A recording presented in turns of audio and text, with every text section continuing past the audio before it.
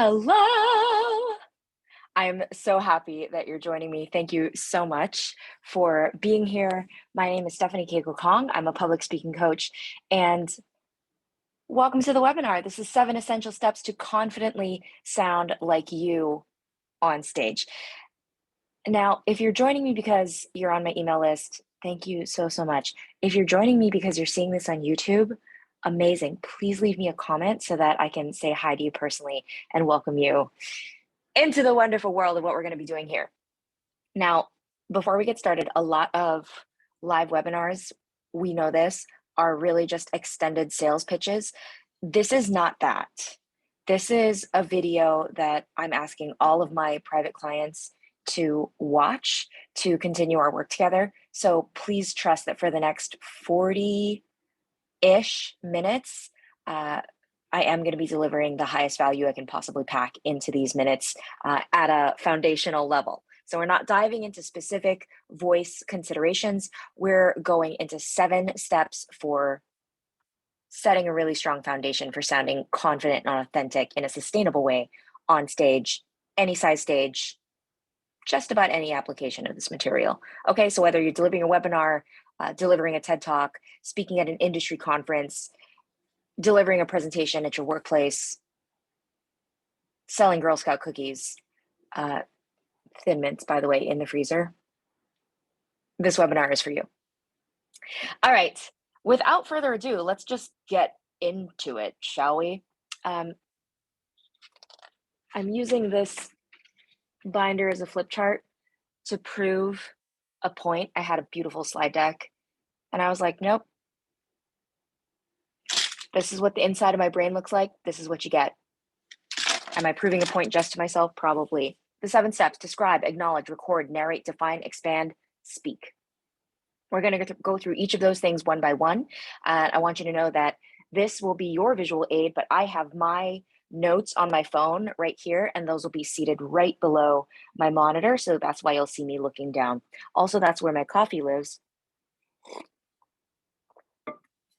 And that's that. Number 1. Oh, I always forget to do this.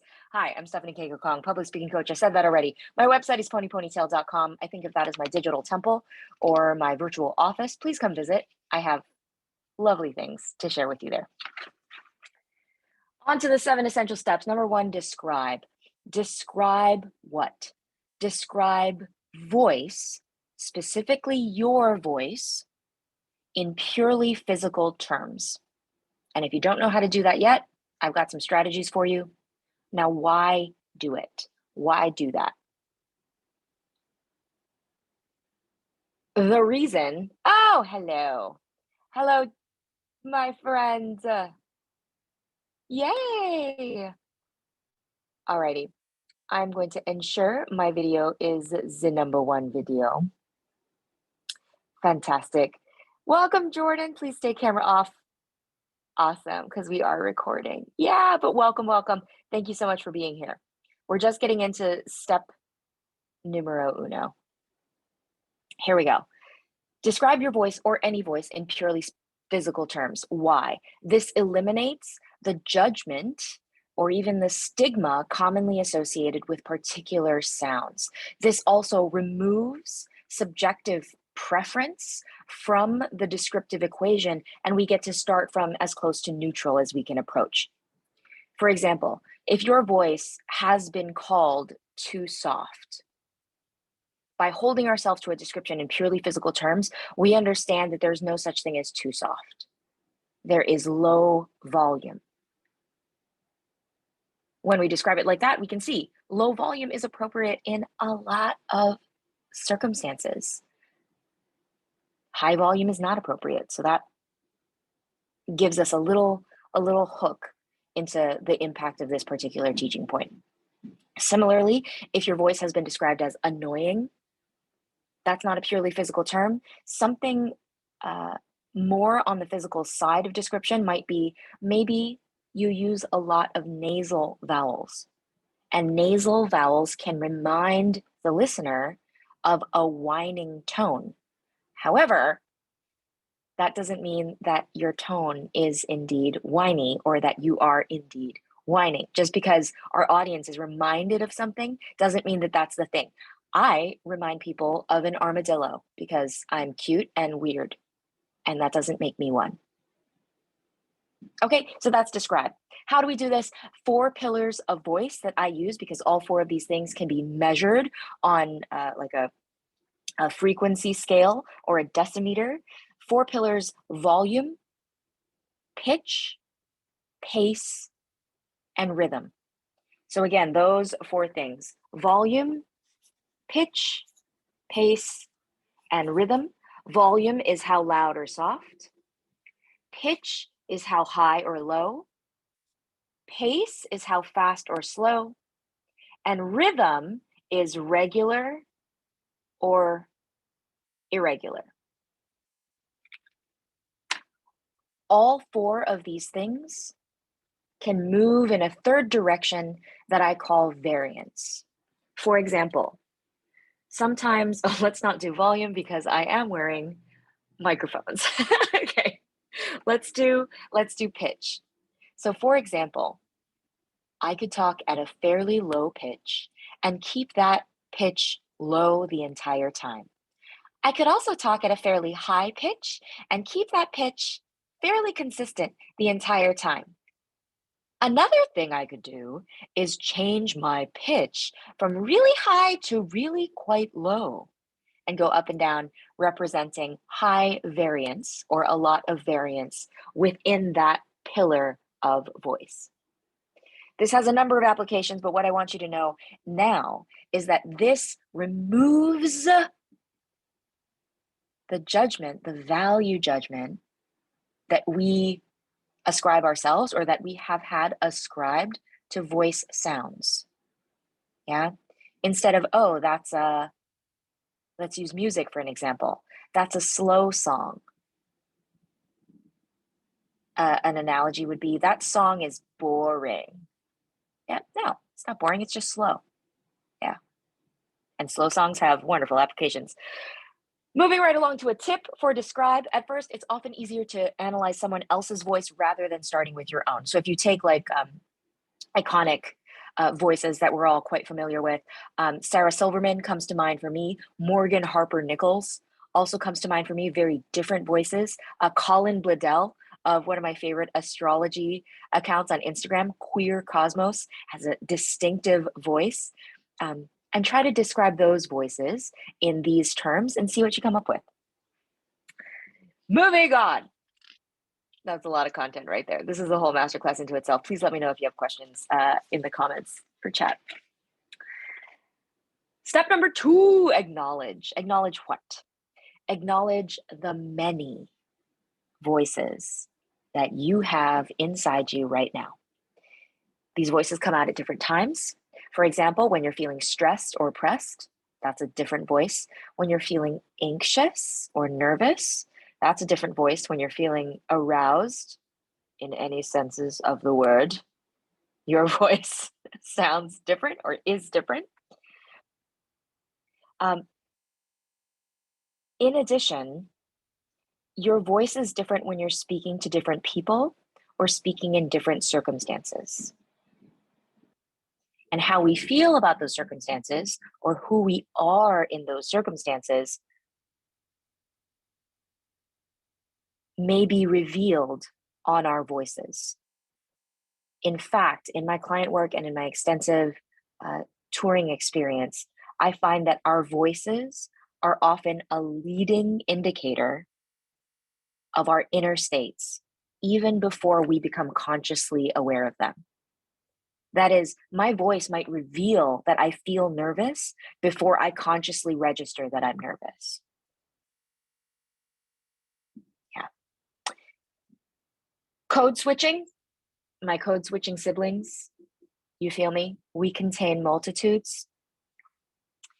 So now how? How do we acknowledge these many voices? Start by using the 4 pillars of voice aforementioned and practice noticing the situations in which your voice changes. So just take your own vocal temperature. When you walk into, say, a school setting, talk to yourself, maybe under your voice, sub-vocalize in the bathroom or something. I'm feeling like XYZ. Or I'm feeling like XYZ. And right away, you'll listen back and go, oh, I'm feeling some kind of way. Describing the way you're feeling is different skill from describing the physical characteristics of our voices. So we're learning to unbundle that. Acknowledge is the first step. Just know that these different voices exist. Um, then we can start recognizing what aspects to listen for. Okay, it becomes predictive once we have a baseline. Number 3, record. Record yourself speaking at all kinds of times and in all kinds of circumstances. Why? This builds a baseline of awareness, plus it serves as touchstones for your growth. As an external example from a different industry, every physical trainer, body worker also that I know has a practice, however big or small, of taking photos to document the growth and the progress. These are not photos to show like a before and after, or to show like how bad we were and how good we are now, or to post and talk about a glow up, although they are used for those things. That's not what I'm suggesting with recording your voice. Instead, I'm suggesting that you record your voice so that you can analyze that recorded voice according to the 4 pillars and cross-reference that with what you were doing at that time of day, or at that point in the work week, or maybe even at that time in your life. Okay, I have recordings of myself from driving in my car in 2013 on my way to one of my very first professional speaking gigs. And I sound very different than I do speaking to you now. And I'm very glad I have that recording for reasons I will spare you from. Won't bore you with the details of my life, but just know that that is an important touchstone for me to have. I'm glad I did it. Another reason why to record yourself, just to be very honest, to be unbothered or learn to be more unbothered by recording devices. I am talking to the cold gray eye of my camera right now, and that feels very different than speaking in a room full of warm bodies with facial expressions and energetic presences. But I got used to it. Yeah. In fact, sidebar, Gen Z is absolutely schooling us with comfort around digital recording devices. One commonly held unspoken axiom in the scientific community is observation changes that which is being observed. So it's impossible to seems to be impossible to really scientifically observe a particular phenomena if that phenomena, like a person, knows that they're being watched. It changes behavior, it changes posture, it changes all these subtle things that we might not be able to measure, but are certainly palpably present when we tune in at that level. So just getting more exposure to this thing desensitizes us to it in a healthy way, I think. How do we do this? The voice memo app on your phone. It's really not more complicated than that. Moving on. Number 4, narrate. Oh, sorry, that ink color is quite light. It matches my sweatshirt. Narrate what you're doing or feeling out loud throughout your day. Yes, this comes with it a kind of privilege, because the narrating out loud suggests that you have a private space, and that's just not the reality for many people. However, probably I'm hoping you have a place where you can go and use the bathroom in private. Especially with mundane stuff, self-narration is a powerful tool for getting to know one's own voice and amplifying its latent, inherent power. Okay, why? Well, we know that storytelling is a powerful tool. Stories, skillfully told stories, are built on the relatable description of human experiences. So as we practice by narrating our human experiences, We grow our skill in describing those human experiences. For example, you might wash the dishes and grab a fork and say, I grabbed a fork and I found a little piece of dried egg yolk on it.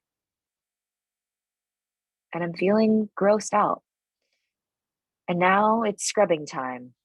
And I'm scrubbing and feeling the texture of the stainless steel fork change from the sticky bump of the egg yolk under my scrubby sponge to smooth, smooth metal.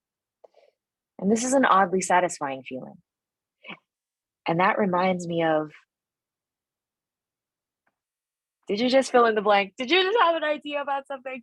Were you with me in that moment? It sounds so mundane, but giving ourselves this practice to self narrate gives us access to a world, a universe of anecdotes and potential inclusions to our public speaking presentation. Okay, another how, at the end of your day, before you go to bed, tell yourself the story of your day. This is a beautiful practice that I will engage in later tonight. It might go something very briefly like this. I woke up this morning having had some really weird dreams. And before I fully opened my eyes, I thought, wow, that was kind of a ride. And then I remembered I have this masterclass coming up as my first event this morning.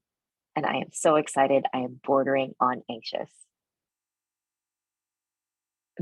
I will continue the story at the end of my day. And it's a nice recap. It's very grounding and centering in that way. It's also great practice if you hadn't done the self narration throughout the day. End of the day is a great time. Moving on. Define. Okay, hold on. Before we go further, everything from here, steps 1 through 4, have been internally oriented strategies. Steps 5 through 7 are more externally oriented strategies, which is to say, I'm going to have you point your attention and awareness outward. However, the steps are in order for a reason. Internal awareness is the beginning of any sort of successful, to my mind, successfully sustainable external expression. And did I study Meisner acting style? I'll never tell. Okay, define what? Define what your audience to do with the information you're sharing. Define what you want your audience to do with the information you're sharing. And I challenge you to make this an actual physical action that they can literally do. Do you want your audience to leave your talk and hug a friend? Adopt a cat? Try tofu? Whatever, okay? Why? I'm gonna lean in, get real close for a second. Effective speaking means you know what effect you want. Oh, Stephanie, I feel like such an ineffective speaker. I tend to ramble. I get lost in my own thoughts. I just feel really ineffective. Okay, what outcome were you going for? Oh, I don't know. Great. Then how do you know you were ineffective?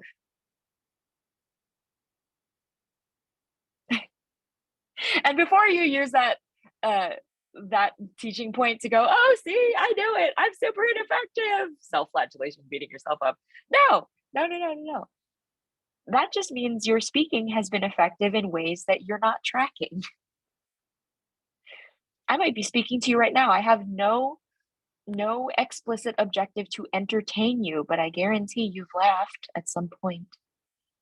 Maybe not with me, but at me, but that's okay. I'm okay with that. That is a secondary effect. That is not the outcome that I'm going for. What I care about is if after this, you're going to try at least one of these 7 steps.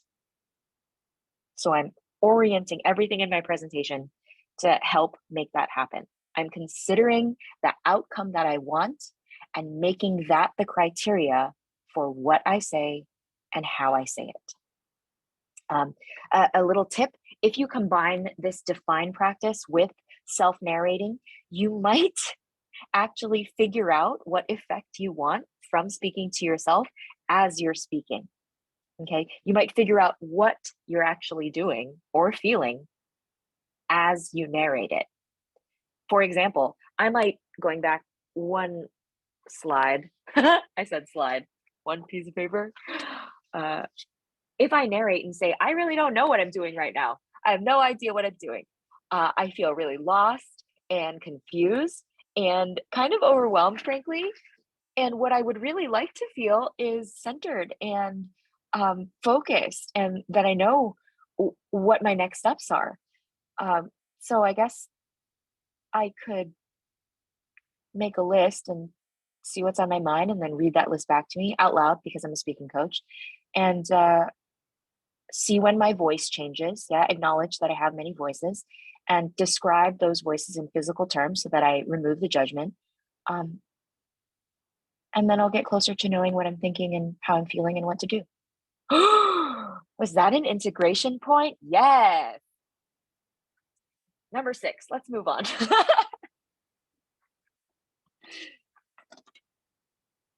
Expand. Actively expand the edges of your comfort zone. Why? Why would we do this? Why wouldn't we want to contort and cut off these parts of ourselves that are not professional or polished? Well, because we contain multitudes. Yeah. And in the same way, I would never ask a code switching individual to pick one and stick to it. That makes no sense. That completely rejects the variability and the beauty and the diversity of life. Yeah, I would never do that. In fact, I'm telling you to do the opposite. I'm telling you, please expand, expand. If you'll permit me a metaphor, I think the expansion of one's vocal and presentational comfort zone is so powerful because it is like practicing yogasana for the physical and mental and emotional body. If you don't know this about me, I have been a yoga teacher for almost 15 years and a yoga teacher trainer for 8-9 years now. And what I see in my body and my students and clients' bodies is an expansion of center. How? Well, yoga poses are kind of out there, a lot of them, most of them. I'm not going to end up suddenly in Hanumanasana in the middle of a grocery store. That's a full split. Oh gosh, I hope that doesn't happen. No, knock on wood. But I practice Hanumanasana, and I know that any lunge position, any split leg position that is less extreme is going to feel more comfortable than that. Therefore, comfort zone expands. Therefore, any situation I find myself in, however off the cuff, however unplanned, it'll be real challenging to throw me off center in a split leg or lunge position. And the metaphor for voice is also that. I recommend putting yourself in way out vocal situations or way out vocal carriages, ways of speaking, ways of being with your voice, so that when you're less way out, you realize how big and solid your center really is. Okay, how do we do this? Improv, so many ways. Improv comedy class. Okay, take a singing lesson and do some singer warm-ups. You can search YouTube for either of those two things. You can also hire someone. You can also hire a public speaking coach, someone like me. And not all things are for all people. I understand that hiring someone privately, again, takes a lot of privilege, takes a lot of particular access to resources. And so there's a lot of coaches available on YouTube. Get creative in the search bar. You never know what might turn up and resonate specifically with you. You can also simply imitate voices that you either super like or super don't like. And again, describe those voices according to the 4 pillars of voice and notice the fit. Yeah. Do you enjoy that? Just like sushi, you might not know until you try. Okay. Lastly, for this expand, you might join a public speaking cohort. What the heck is that? All right. Last thing, number 7. To confidently sound like you on stage as a public speaker, speak.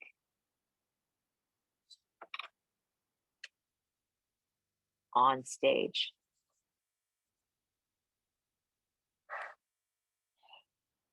All right. Before you hold your heart, or maybe just go ahead and hold your heart. Just go, woo, you want me to what? Yes. The size of the stage, though, the size of the stage doesn't matter. What counts is the size of your heart, the impact of your message first on you, yeah, how you connect to your audience, and acknowledging, celebrating your presence as a gift. And just like a gift, I wouldn't, let me talk about myself for a second. If I were to give you a gift, I wouldn't throw it at your face. Like, let's say it's a scarf. I wouldn't ball it up and throw it in the backseat of my car and then grab it real quick and throw it at your face and go, here, this is for you. No. If your message is a gift, it deserves to be wrapped beautifully and carried with care. So this is why the previous 6 steps, the refinement, the care, the attention, such that we can honor ourselves, we can honor our message, and honor each other as our audience members with the appropriate, respectful behavior. Okay. Public speaking is a skill. Skills improve with practice. So to confidently sound like yourself on stage, get on stage. There are wildly scary ways to do this. For me, scary for me, there's like Rotary Club where they're just like, okay, it's your turn, go. And maybe there's some friendly or compassionate critique. I hope it's compassionate, but it can be kind of jarring. Another way to do it is to contact me. Hello. Twice a year, I do a public speaking group coaching cohort that I call Nail That Talk. Nail That Talk starts the spring cohort March 11th, which is a Saturday. And here's what happens. In 5 Saturdays, you go from 0 to signature talk inside that month. March 11th start, Saturday, Saturday, Saturday. 5th Saturday is a culminating event. That culminating event is when I invite my network of directors, casting directors, producers, booking agents, event organizers, other professionals in the field, alumni from previous Nail That Talk cohorts will be invited as well. And you get to do your thing on stage. You get to speak on stage. I think it's the most wonderful, magical incubator. And I invite you to join. Please leave a comment or pop your information in the chat. I will love to get back to you. And before I hop off, I was checking the chat to make sure I'm not missing any questions or comments. Thank you so much for joining me for this time. I so appreciate the time that you spent to be here, to watch, to listen, to engage, and I hope big things for your voice. And big out there is real different from big in here. What I'm talking about is big in here. Yeah. Your voice is medicine. Please use it. What the world needs is your medicine. I love you so much. Let's turn it back. Oh, let's wind it back. What are we here for this? What do we learn this? And who happens to be talking right now? This person. Love, love, love. Have a good one.